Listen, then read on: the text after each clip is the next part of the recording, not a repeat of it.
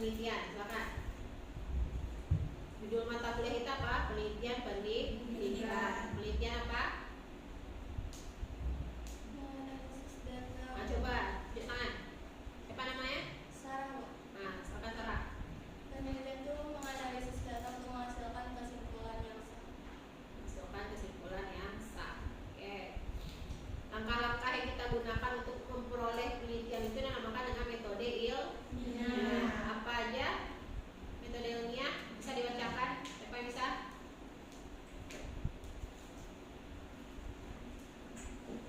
Ada yang bisa? Oke, metode ilmiah ini kan nggak ada di sini ya. Yang pertama apa, Pak?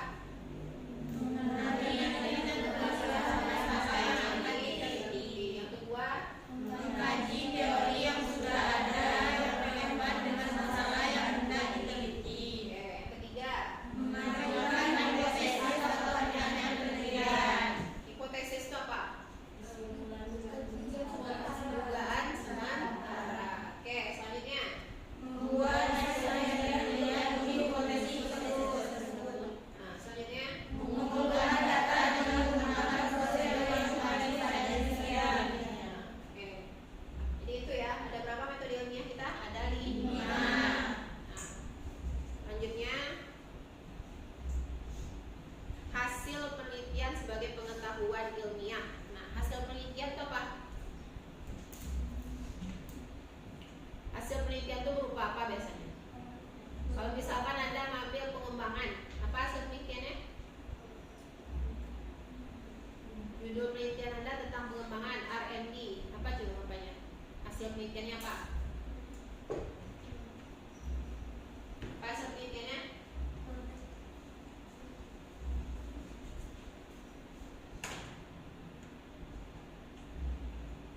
Apa hasil penelitiannya?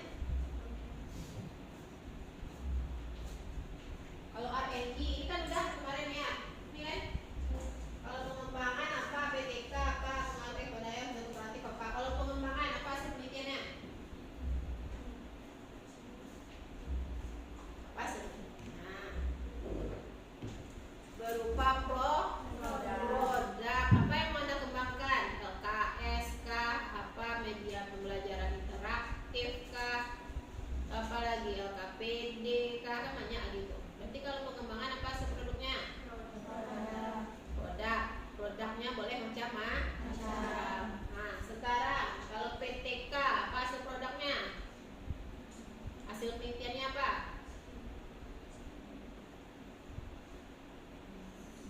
Hah? Kalau PTK apa fungsi PTK? Apa fungsinya? Tunjuk tangan silakan.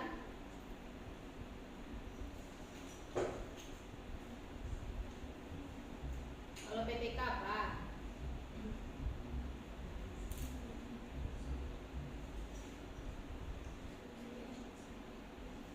Kalau PTK apa hasil penelitiannya?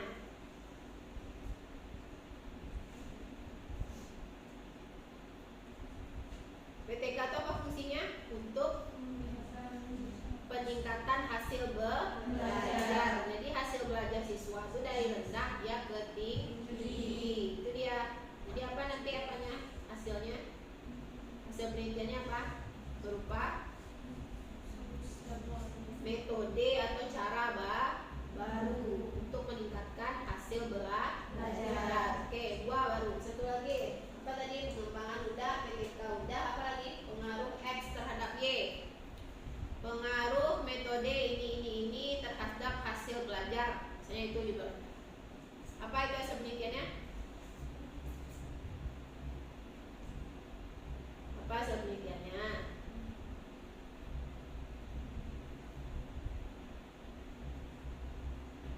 Kalau pengaruh itu apa? Pengaruh variabel X terhadap variabel Y. Nah, apa itu pengaruhnya?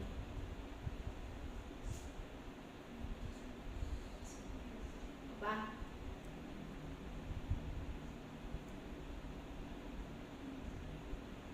Apa itu pengaruhnya? Apa hasil penelitian kita nanti? Kalau pengaruh adalah perubahan sikap, tingkah laku, apalagi hasil belajar, apalagi tergantung apa variabel X sama Y nya, ya kan? Ya kan? Kalau dia meningkat berarti ada keberhasilan, kalau nggak meningkat berarti nggak ada pengaruh. Itu dia. Oke, yang terakhir studi komparatif. Apa hasil penelitiannya? Ayolah, mana nih pendapatnya nih? Studi komparatif apa hasil penelitiannya?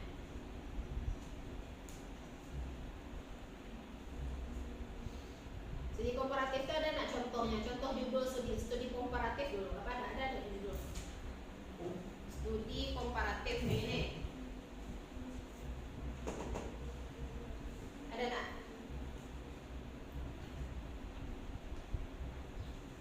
Ada?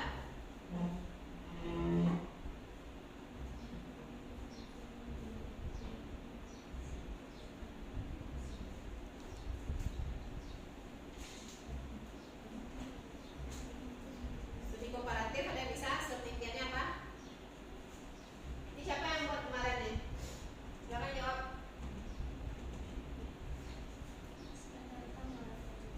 Hah?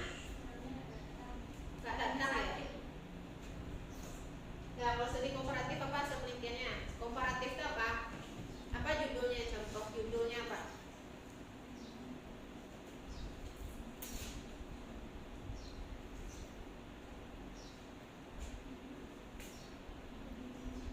Contoh judulnya aja dulu. Apa contohnya studi komparatif?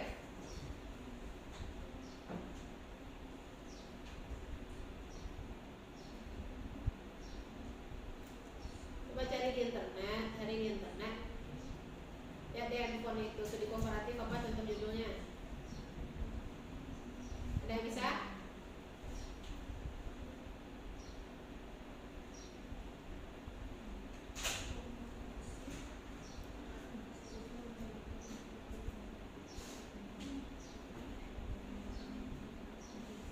Ada yang bisa?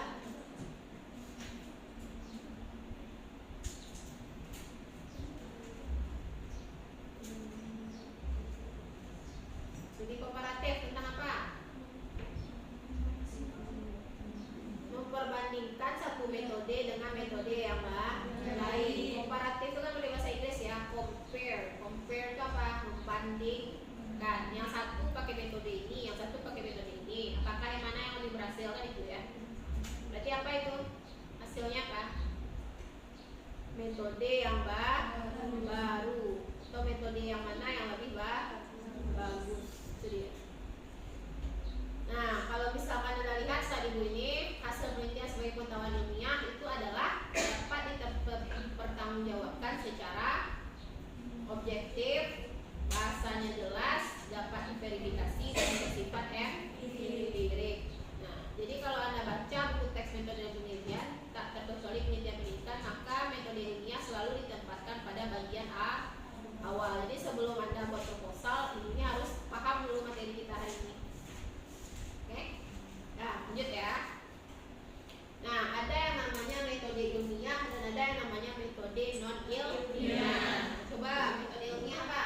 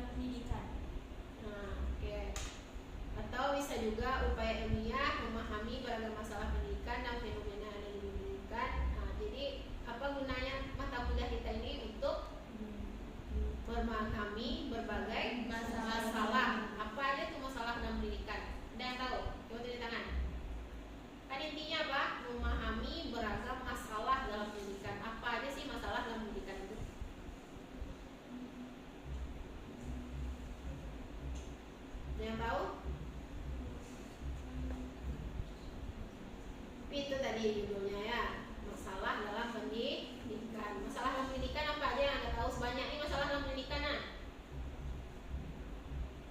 Nah, Minat belajar mata pelajaran yang rendah. minat belajarnya rendah. Apa lagi? Mengantuk pada saat jam pelajaran terakhir. Mengantuk siswanya. Nah, itu kan dari segi siswa ya. Dari segi guru apa masalahnya? Guru belum menguasai strategi pembelajaran. Guru belum menguasai strategi pembelajaran, mesti pakai metode ceramah aja baru misalkan. Terus apa lagi? Masalah pendidikan yang lain.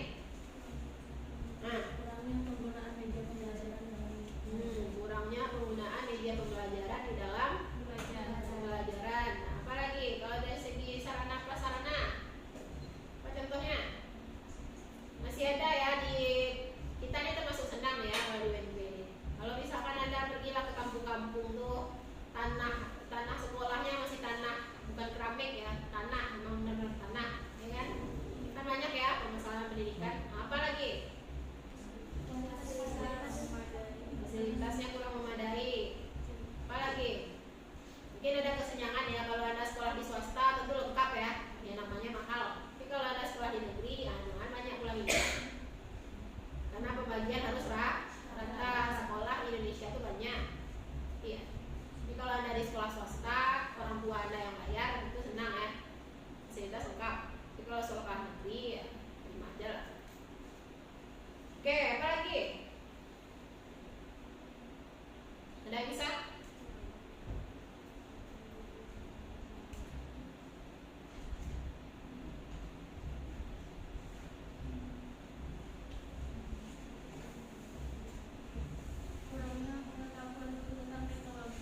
Kurangnya pengetahuan guru tentang teknologi. Nah, kenapa? Apa yang biasanya? Kalau guru itu biasanya hanya sekedar apa ya, PowerPoint, banyak Microsoft Word. Tapi kalau ada yang lah canggih-canggih, apa contohnya yang canggih itu? Kalau udah ada Photoshop, kalau ada yang tidak itu udah nggak bisa lagi dulu ya. Nah, pakai Canva itu udah susah. Oke? Oke, berarti itu ya penelitian pendidikan itu fungsinya kita belajar untuk mengetahui masalah-masalah apa aja dalam pendidikan. Oke, lanjut. Apa aja ruang lingkup penelitian pendidikan? Apa aja?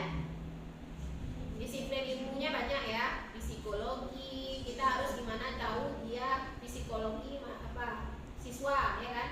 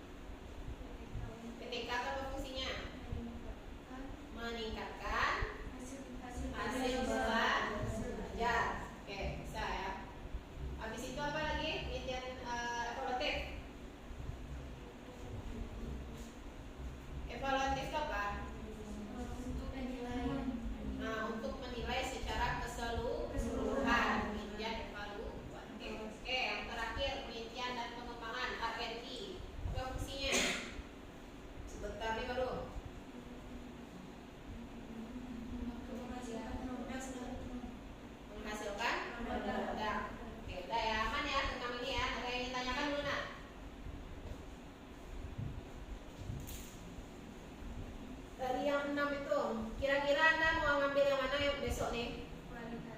Ya? Kok kualitatif? Yang ada datanya.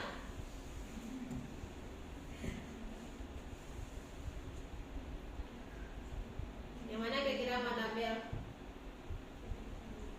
Nah, pikir-pikir lah dulu ya. Oke, ambilnya yang mana? Oke.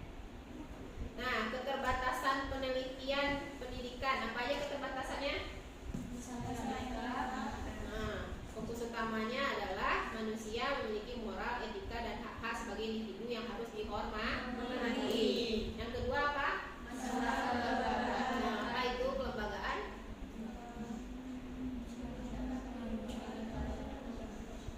Dipengaruhi oleh banyak faktor. Penelitian tidak boleh mengintervensi pendidikan. Yang ketiga apa? Nah, apa itu kompleksitas? Banyak orang yang terlibat. Habis itu yang keempat apa? Masalah metodologis. Apa itu? Penelitian kualitatif bidang pendidikan, peneliti menghadapi masalah, pengukuran karakteristik manusia yang berbeda. Kompleks. Yang kompleks itu apa artinya? Banyak ragamnya ya. Itu dia. Nah, selanjutnya fungsi penelitian pendidikan. Apa fungsinya? Ada dari sudut praktik dan ada dari sudut penyelenggaraan pendidikan. Kalau dari sudut teori apa? Tidak lebih dari proses akumulasi temuan atau teori baru. Itu dia. Nah, menurut Milan Schumacher 1983 apa katanya? Memahami fungsi penelitian dalam dimensi teori ataupun praktek sebenarnya dapat dipermudah jika kita mengkaji fungsi atau jenisnya sendiri-sendiri. Oke, selanjutnya ini dia ya tadi yang perbedaannya tadi. Perbedaan karakteristik tipe penelitian, ada penelitian dasar, ada terapan, ada evaluasi. Dan silakan dibacakan. Kalau dia dasar apa dia? Ilmu alam, sosial, biolog. Nah, kalau terapan? Bidang terapan, kedokteran,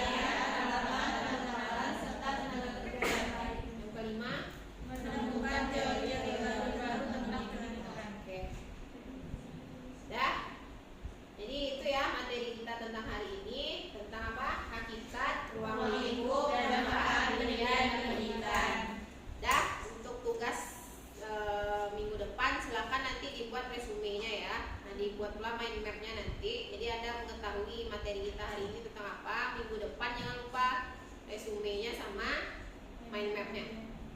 Oke? Dah, sampai ini ada yang ditanyakan dulu? Ada yang bisa menyimpulkan materi kita hari ini itu tentang apa? Silakan tunjuk tangan. Kesimpulan semuanya. Nah, silakan. Yang Anda ingat aja lah, yang Anda ingat aja. Apa kesimpulannya? Ada yang bisa?